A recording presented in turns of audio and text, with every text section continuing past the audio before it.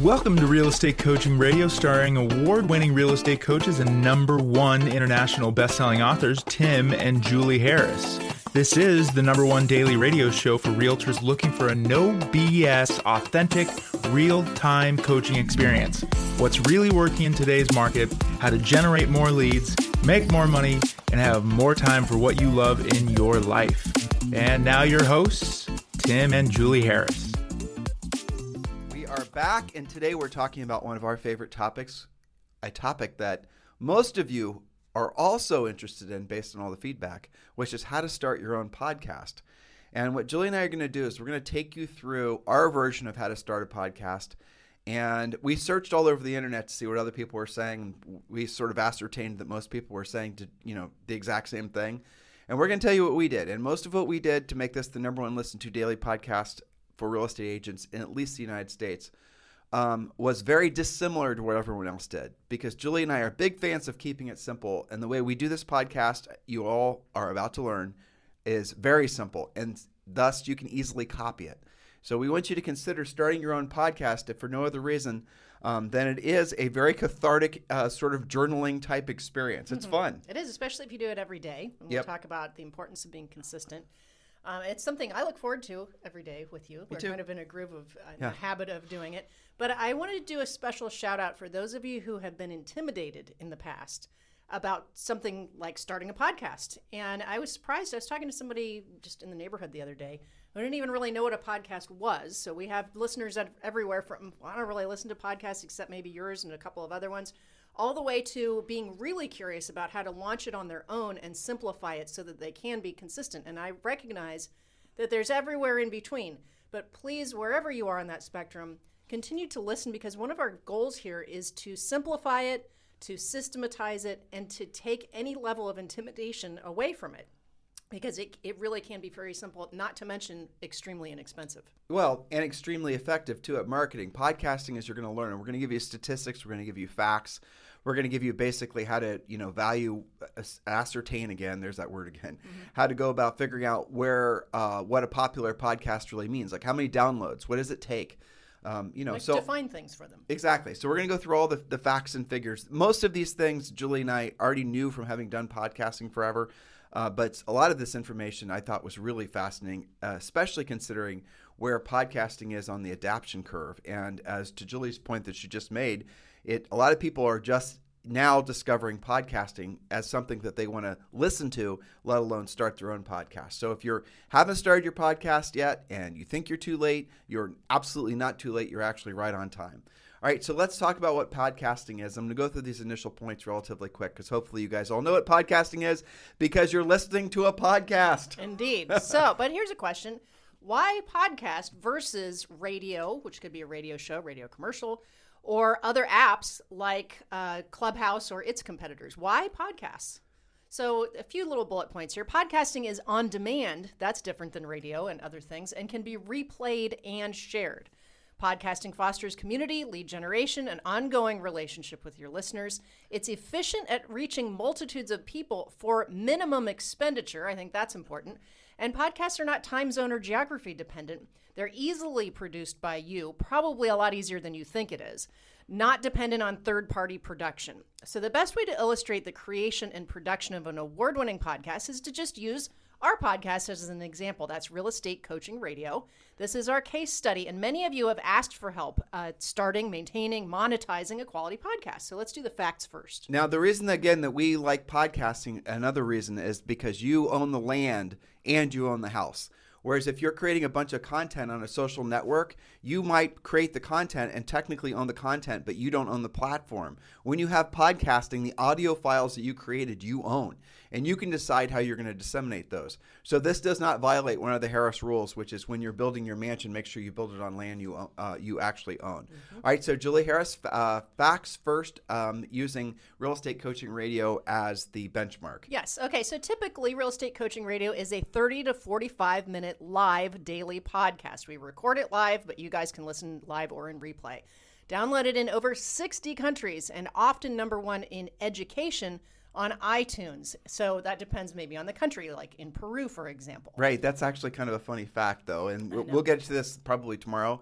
But when you're the way to go about figuring out how popular your podcast is completely different than the way they go about like tracking YouTube videos. Like you watch a video, you see how many times it's been watched, or maybe even Twitter followers or Instagram followers. A podcast listener is like 1,000x more valuable, especially someone who listens every day, than anybody who like you can't really use Instagram followers as like that person's got 100,000 Instagram followers.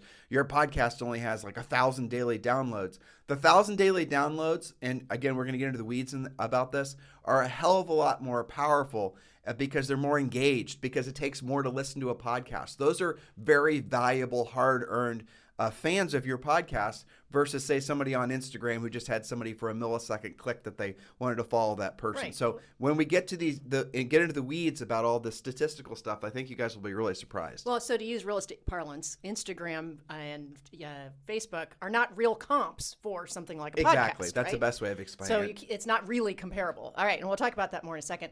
Real Estate Coaching Radio has over 2,000 shows on iTunes and over 5,000 shows in archive. It's in the top 0.05% of all podcasts in the world. We're pretty proud of that. We have had over 50,000 downloads in a single day, depending on the topic. Now, our listeners were surveyed, and 93% are already in real estate or planning on getting a license. 7% classified themselves as other. That's what surprised me. I think 7% is kind of high, actually. Well, yeah, and they were not even intending on getting into real estate when we did that survey. It was probably about 18, 24 months ago. But they were just small business owners. Entrepreneurs. Yeah, stuff like and that. you know, our moms. Right, definitely our moms. And our friends, yeah. You got it. So, what about your podcast? How do you get started? Now, the most important questions that you've got to answer is, who is your show for? Who are you actually trying to serve? And to answer that question, you create an avatar, and let's call him the ever-popular Bob. Bob's our avatar for Real Estate Coaching Radio. So let me explain this. I wrote this down for, Julie and I are sharing notes today. We both worked on this. But the avatar concept is nothing other than just creating a fictitious person in your mind. It can be Bob or Bobette, or it can be Bobette and Bob. It doesn't really matter. Don't overanalyze it. And you have to think about that person, that avatar of a person, and what they like, what they're interested in. That's right. And actually, the first time I heard this concept was one of our real estate clients. Yep. And I want to say it was maybe a buyer for Victoria's Secret. Correct. And he said that that's right. She had, in the company, they had an avatar who is their target buyer. And that was probably, Actually, it wasn't Victoria's Secret. It was one of the executives at White Barn Candle Company. And he said when they were starting White Barn Candle Company, they actually made an avatar of the buyer that they suspected would be walking into the store because it was a brand they didn't buy. It's a brand they created. That's you remember right. that? Who they thought their client would be, Yeah. right? So that's what an avatar is about. And you can do that for your podcast as well. All right, so let's talk about Bob for a second. Who is Bob? Describe him. How old is Bob? Where does he live? What does he do on the weekends? These are all questions you guys need to be asking. Developing your listener. Exactly. When you're developing your avatar, you ask, who is Bob? Describe Bob. What does he look like? How old is Bob? Where does Bob live? I mean, this is a fictitious person. Hopefully you're all hanging with us. What does Bob do on the weekends? Well, he's a real estate agent. He's probably showing houses. Well, what are Bob's hopes, his fears, and his ambitions? What is Bob's annual gross income? And podcast listeners, interestingly enough, are often older, well-educated, and better off financially. But his fears and his ambitions are probably very similar to yours, which goes to the next point. Yeah, so how does Bob want to feel after listening to your show? Is Bob like you? If yes, that's easy. Make a show that you would listen to. When considering a topic, ask yourself, why does Bob care about this? And if you have to tell Bob why he cares, then it's a crap topic. Yep. That was written by Tim, obviously. Yeah.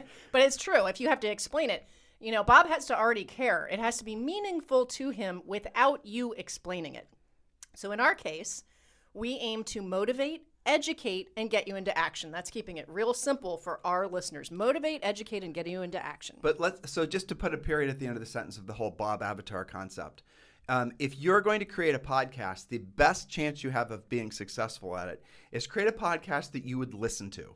Now, I'm assuming that, again, I already know 93% of you are in the real estate industry. So if you are not in the real estate industry and you happen to live in your community, what would be a podcast you would want to listen to about your community?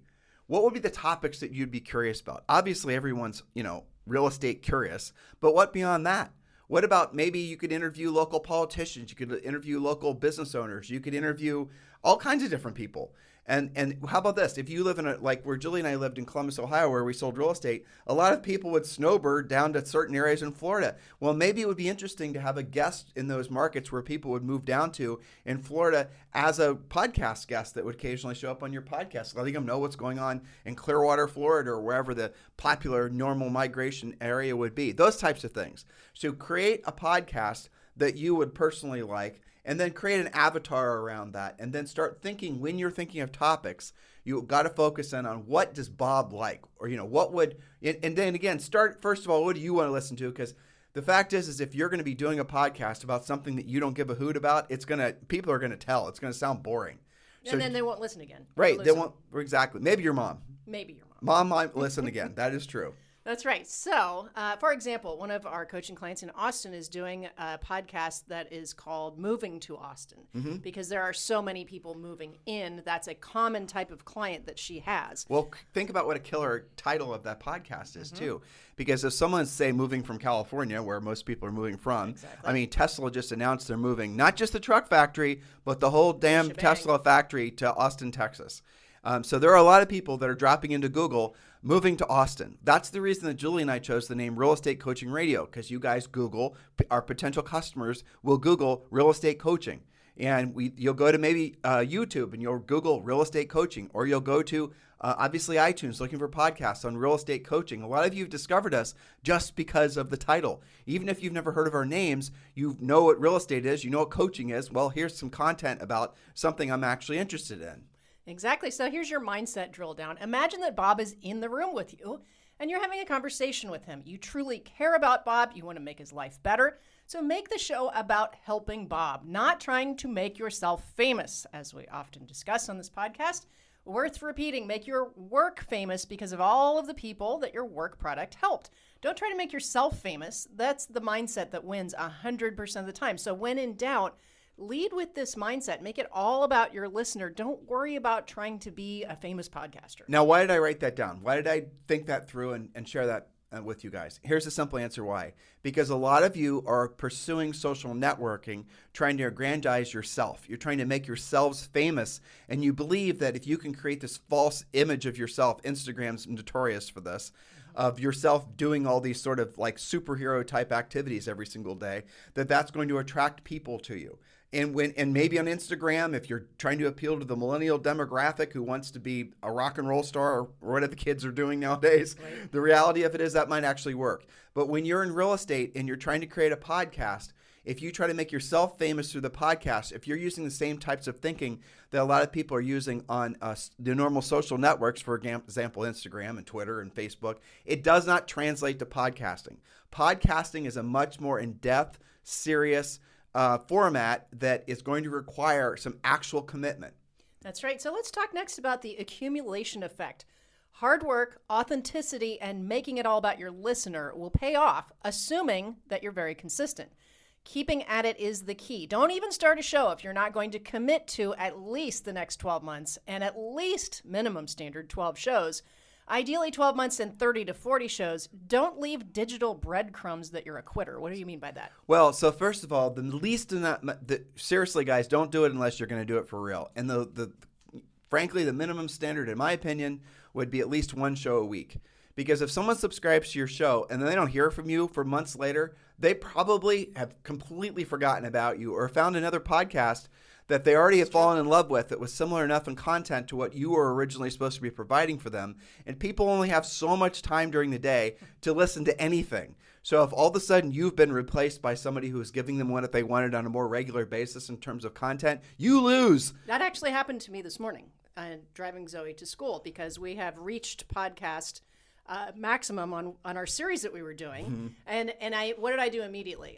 I was like, first I was disappointed. I was a little bit pissed that we had run out Tell of podcasts. them what you're listening to. We're listening to, those of you that have kids, there's a great one called Julie's Library, which is it's Julie Andrews. Julie Andrews, yeah. I had a brain fart on that. Okay, so from The Sound of Music, and her daughter and her granddaughter are reading children's books, and it's a great podcast where they've got sound effects and all these great things. It's a really well done, and they're only 20-minute snippets. Well, we've listened to all 21 of them, okay? And I think that they did them bi-weekly, but since we go to school every day, we're done. Well, what did I do immediately after I was disappointed that we had run the course was I went to look for somebody else's podcast that was similar, right? So that goes to the consistency, because had I not run out, I would still be listening to what they did. And maybe there'll be a new one in 2 weeks, but we'll see. Yeah, well, my point is that I'm looking for it all the time. I became addicted to it. You're actually making a grander point, too. You were listening to her back catalog. You were listening to the old stories, That's right. and you just caught up. Exactly. Right? So maybe she does it every 2 weeks. Maybe she does it every week. But, you know, the format matters is all I'm saying. And consistency, because she got me. But for how long, right? Exactly. And that's the reason Julie and I do it's so hard for me not to jump ahead of my points. But that's the reason we do daily podcasts, because ultimately what you want, the real sort of, the brass ring is you want regular listeners that are going to listen to every single day, where you've become part of their lives and they've become part of yours. That's right. And Julie and I have podcasts that we listen to every single day. There'll be certain podcasts that no matter what, she and I are going to listen to. And the daily ones are the ones where you can call us addicted to them. I'm fine with that. But the weekly ones or the bi-weekly ones, frankly, if they pop up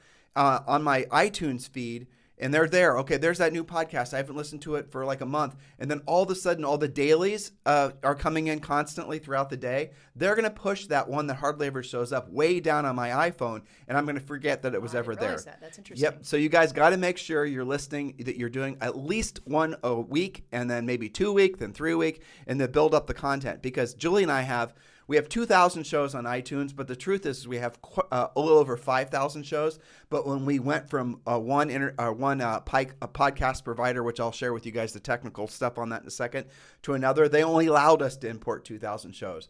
But out on the internet, on our Blog Talk Radio, our old provider, we have another like 3,000 shows. All of those shows are getting listened to. All of those shows are getting, and all of them had CTAs in them, which we're also going to talk about in a second. Well, we'll get calls to action. Yeah, we'll get to that. So let's say that we've convinced them that this is how you go about it, and I'm ready to go. So what are my action items? Number one, we kind of went through what your typical questions are about getting started. Point number one, do I need expensive equipment? Some of you haven't done a podcast because you convinced yourself that you don't have the technology for it. Well, the answer is no, you do not need expensive equipment. Don't waste money on pricey stuff. We use Rode, that's RODE, lavalier mic, and our iPhones. Let me see if I can get a part number, because it's right in front of me. Okay, so this is a thing that sticks into the iPhone. It's the SC6-L, and then when you're on Amazon and you're doing a checkout, you'll see the two lavalier mics that go with it. Lavalier mics are the ones that usually pin to your lapel, but Julie and I actually hold them while we're doing the podcast. Now, but let me tell you, I have probably purchased over the last 5 years, I bet you 20 or 30 mics, and we use none of them. Live confession. Exactly. And I've got a mixing board, and I've got all this other fancy stuff. I'll watch Joe Rogan's podcast. I'll think, Julie, we need a fancy studio. We need all this other stuff. But you know what? It doesn't matter. And it matters even less now for reasons that we're about to share with you. Well, and you know what also I think is cool about this setup is that when we travel, this is super easy. You just roll it up, you take it. We took it on our road trip, and we took it a couple weeks ago to Miami, where you interviewed Michael Valdez, and Orlando, which was Orlando, super. Montiel, yeah, it was really easy. We just, it's totally mobile. You can put it in your carry-on, no big deal. So that's good. No, you do not need expensive equipment. So no mixing boards, no editing. Julie and I never edit our podcast. We always just go straight through. If you hear a dog barking in the background, you may have just heard Max barking. That's just the way it's going to be. And we're not editing out, and we do not care. We used to care, but we don't care now. There's a lot of expectations that have changed. We're going to talk about audio quality here in a second. But if you want to video your show, you can use your iPhone. Or frankly, what we should be doing, but we don't, is you could be doing a live, you could be using Zoom to record your podcast and standing in front of your computer, use your computer to post your notes up as a teleprompter, basically. Have Zoom recording you while you're doing your podcast, and then you can create a video that'll go on YouTube of you creating your podcast all the while you're recording your podcast. So you've got a video version of it, and you got an audio version of it. That's right. Now, Julie mentioned something earlier, and I do want to talk about this as well really quick. So as far as equipment goes, and as far as the studio goes, the next 2 points, you can use, and we're going to look into this, using one of these new apps, for example, Spotify Green Room. You ought to look into that. And also, there's another one called Callin. It's Callin. These are apps that allow you to do a podcast using their app. Do a sort of a Clubhouse type experience, but the audio is then saved, and then you can then automatically push it into the podcast world where it gets syndicated to Spotify, iTunes, Stitcher, all these other different places where our podcast appears. So there's the next wave of technology that's available for podcasting is going to allow you to use these iPhone apps that are really social apps and then save the audio from the social app and then make that into a podcast itself. We're not going to stop doing our normal format podcast, but we are going to start doing a podcast that's going to be in addition to this podcast where we're going to have people on that we're going to interview live using one of those apps. We haven't decided which one yet. We were using Clubhouse, but the problem with Clubhouse is it would not allow you to record the conversations. And that's a major no-no for any content creator. You want to create content once and have it live forever. Remember I said Julie and I have over 5,000 shows? A lot of those shows get listened to every single day. We can go back to shows we did 5 years ago, and there's probably somebody listening to it, which actually kind of touches on content, getting back to old Bob. You can make content that's good for that day. A lot of the podcasts we listen to, they'll be relevant to that particular day. And we do start out oftentimes by saying what the date is, and that's fine. But you don't want to create the overarching content can't be dated. You got to be careful about that, in our opinions. Now, you, again, want to do a current events show, that's fine. We don't. We want to create content that is evergreen. That way someone can listen to it in the future. Even though they knew the content was created 2 years ago, they still want to know how to pre-qualify a seller, and that doesn't change. Well, and doesn't that make it more searchable? Like maybe I want to look up a real estate coaching podcast about how to pre-qualify sellers. Totally. And so if you label it by the name of the content versus the date, it's going to be a lot easier to find. And podcasts too, which is really incredible when you research all this. When you see basically, like, for example, Joe Rogan's podcast gets more downloads than like CNN, Fox, and MSN combined. Yeah. So Joe does his podcast, and he'll interview somebody long form, like he had Sanjay Gupta on there the other day. That podcast got downloaded in like 3 days following more than all these big major cable channels. So that's telling you guys that podcasting is replacing what has become, I would think, dubious, mostly propagandized news sources. Absolutely. So you've got to be part of that. Question 2 is, do you need a studio? Years ago, the audio quality, production quality mattered. Not so much now. Some of the best podcasts and shows that are the least produced. In other words, there's not some sound mixer going in there and editing out the ums and the ahs and the pauses. You don't have to hire a bunch of people to do this crap. Nope. Right. That's right. That's right. This isn't to say that audio volume. This isn't to say that audio volume can be too low or too high, or pops and other noise can be overly present. You can have a little bit of it, but not too much of it. Like I said, we hold our lavalier mics, and sometimes Julie holds hers too close, or sometimes she holds it too far. Sometimes I'll start, too much, and it drives me crazy to listen to it as much as it does you guys. But overall, the content is what rules.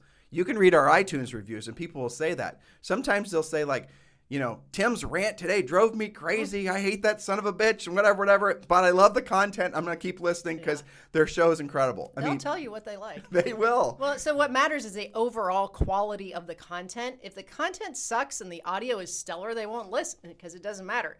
If the audio is just okay and the content is stellar, they will listen over and over again.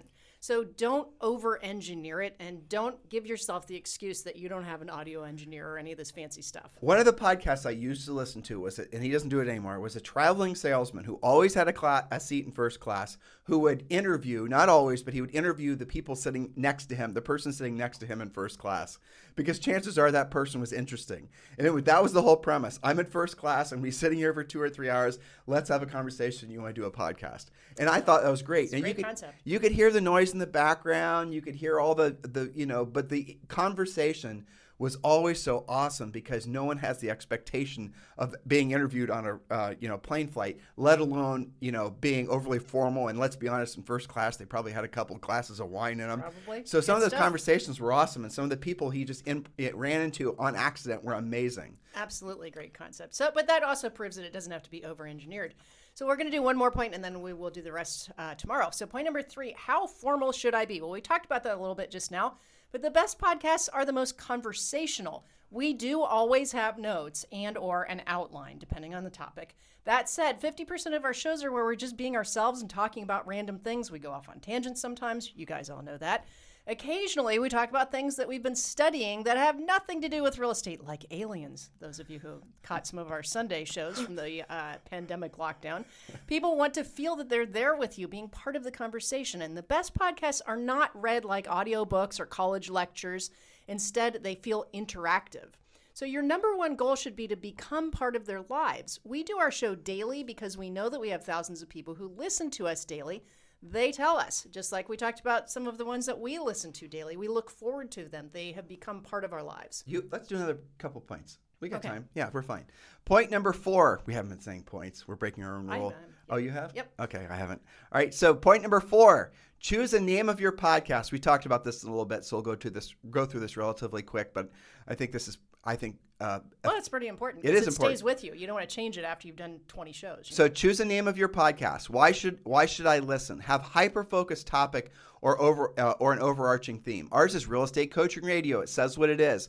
We stay on to the topic of real estate and coaching and things that help you guys help people and make money 90% of the time. We do not stay on 100% of the time. And it's funny sometimes when Julie and I will go off on tangents about just absolutely arcane topics. Those are the shows you guys often like the best. And remember that when you're creating your own podcast. You don't have to be so drilled down. Have some fun. Vamp a little bit. Yeah, if it's too dry, you'll lose people. Don't worry about being caught out in what you say or how you say it. Who cares? People don't listen that intensely anyway. They're listening in the background. We've got pictures of people who sent us, they're on the treadmill listening to our podcast. There was one, we've gotten this picture probably 5 or 6 times. People sitting, drinking a glass of wine. They'll show us, they'll show on their phones that real estate coaching radio is being played right next to the glass of their Chardonnay. That's great. I've seen people listening on long car drives, just things like that. It's fantastic. A guy sent us pictures. He was working, I think it was FedEx, delivering whatever, a couple Christmases ago, listening to guess what? So the point is... I remember Ben sending you a picture of the screen in his Tesla while he was surrounded by like 12 lanes of traffic in LA. Ben Salem, yeah. All right, so you have to keep to what your show claims to be about. When we veer off, our listeners complain, like we just said. When we veer off too far. Yeah. So Julie and I, for example, will avoid anything that's going to, using modern parlance, trigger anybody.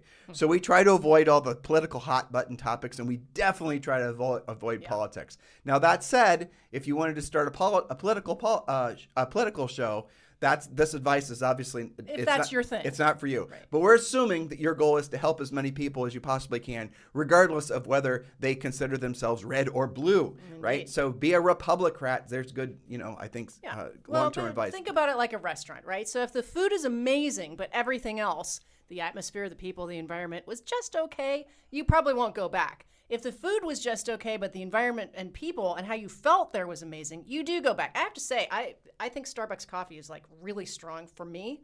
It gives me a headache, but I'll go to Starbucks because of other things. I like to sit down, I can read a book, I can, get something for Zoe. So that makes the point. So remember, people will easily forget what you said, but will never forget how you made them feel. Think about a really great-looking actor or actress, and then you meet them and they're a jerk. Suddenly, they are not attractive anymore, are they? And it works the other way. So remember, people forget what you said. Don't overly script yourself, but will never forget that you made them feel great. So remember, Bob. If I'm a real estate agent and I'm in selling real estate in New Albany, Ohio, where Jules and I used to sell real estate, mine would be New Albany, Ohio real estate. That is 100% what I would call it. Absolutely. I would not call it after myself. Nope. I would call it because somebody is relocating from California to New Albany, Ohio. They're not going to necessarily know my name, but they're going to be interested in, guess what? New Albany, Ohio real estate. That's what they would search, right? So keep it as practical and tactical as possible. Don't over-engineer it or try to be too artsy-fartsy. Yes. What is your format? Now, this is a really interesting thing that Julie and I struggled with, having done thousands and thousands and thousands of shows. All right, so what's your format? Do you want to go solo and do interviews, which is quite common, or do you have a partner or partners? Interview-based shows are great for many reasons. Mostly the person being interviewed creates the content, so that's less work for you. However, 75% of your guests will actually be boring, and it can be hard to predict how they'll interview until it's actually happening. The show will never develop its own vibe that way. The best option is occasional interviews and having a partner or partners so you can be conversational. We intentionally jib-jab and keep the conversation between us real. We don't have an on-mic persona. People can tell, Right. So interviews are a real pain in the butt because you could have somebody that is the most jovial, most enthusiastic, incredible person to talk to. You just love being around this person. And then as soon as they're in front of a camera or a microphone, they freeze. And I've had that happen so many times on this podcast. Out. Well, you were listening. I can't even tell you who it was the other day because they were so boring. You were listening to one of your regular podcasts that's usually conversational and entertaining. Maybe it was one of your car shows or something. And I was writing a podcast next to you in my chair, and I said, well, who even is that? Because, I couldn't even follow the conversation. You're like, well, it's become so boring that the partners that run the show have started to entertain each other. Oh, yeah. Right? And so you're right that it's unpredictable. You know what that was? That was the one we listened to, those three guys. Was that Smartless? That's Smartless. And usually that's pretty funny. And they had the guy from the New York Times Magazine on. And you'd think this guy writes basically proves comics for a living, that he would be amazing. Yeah. And nope, he just showed up with all of his soapbox topics, wanted to talk about climate change and inequality, and just went into these long, boring ass diatribes. But they had become bored with him. And they got bored with him, and they started just jib-jabbing with each other. Yeah, well, and you can't always do that, and you can't always predict that. So I think trying to make your podcast 100% interviews is probably a mistake. Let's round the bend. Tomorrow we're going to talk about how to get downloads, which iPad category you should choose. Listen to me. iTunes category you should choose. We're going to talk about media syndication. In other words, how to get the show distributed to everyone's iPhones. We're going to talk about our process and how we go about processing the show, doing the show, getting it to all of you. We're going to talk about your cover art, which is really important. We're going to talk about how to make money, how to launch your podcast, the big picture, and then we're going to tell you some very interesting facts and figures about essentially how the world will determine whether your podcast is successful or not. And I think all of you will be completely blown away with, frankly, how few listeners you have to have on your podcast for you to start attracting people to take out ads. I mean, we have how many advertisers now? I don't even know how many. Yeah, so we had our podcast got to the point where we were having so many downloads. We had a syndicator, a professional company called C-Suite. They do a lot of the biggest podcasts out there. They contacted us and they said, we would like to start selling ads on your guys' podcast. And all you have to do is occasionally just do a read of an ad. Like, what was the one you did yesterday? Something ever. No, Mind, that one for the psychology. You don't remember? Sorry, too much. Too many. But the moral of the story is after you start getting some regular listeners and you've been doing the podcast to the point where you can show consistent downloads, you can easily start making money off podcasts because podcast listeners will be very, very loyal to the show, and the advertisers on podcasting actually get a better return on investment off advertising on podcasting than they do, for example, taking out normal social media type ads. So this stuff is very, very interesting. Well, what's really cool about all this that I have to remind them is that nothing that we have talked about today or tomorrow really costs any amount of money. I mean, you got a minimal investment in equipment. You guys already all have iPhones. I think all the equipment, the Ferrite app was probably, because we use Ferrite, that's our recording app. Did we mention that? It's Ferrite, and then that's what we used to record this. We're gonna get into our process. Yeah, and we have Podbean as a backup. But really, guys, the system's very simple. We record this using Ferrite. We do no editing. Nobody does any editing afterwards. We then load this up to Google Drive. We do have an assistant then that basically takes it from there. We're going to tell you about what she does. You don't have to. It's pretty easy to do. Frankly, we could use Podbean. We could do this podcast on Podbean. And then we put in the title, we put in the description, and then Podbean would do everything that Karen does for us. But the reason we had to add that extra step is because we have C-Suite, and C-Suite would do it for us too. But I wanted to keep control of our content because I know Harris rule is you never build your mansion on land that you do not own. And if you're putting all your content on a syndicator's platform that you then will not have publishing rights to in the future, you are causing yourself to work against yourself going forward as far as creating a volume of content. Well, we're going to be getting into the weeds more about this tomorrow. And this is incredibly, I think, powerful for all of you who are trying to, maybe you're not comfortable in front of a camera. Maybe you're just wanting to feel like you're maybe just keeping a daily journal. Maybe you just want to start a podcast that's going to appeal to other people that have interests, hobby type interests. It doesn't really matter. This is a very rewarding, interesting way for you to connect with other people around the planet. When we look at our podcast stats, and we see it's typically 61, sometimes as many as 70 different countries who are downloading, like Malta. Like we were number one in Malta for a while. Mm-hmm. Now, granted, in the education space and real estate in Malta, there's probably 24 people that downloaded us, but that makes us number one, unlike the United States where 90% of all podcasts get downloaded.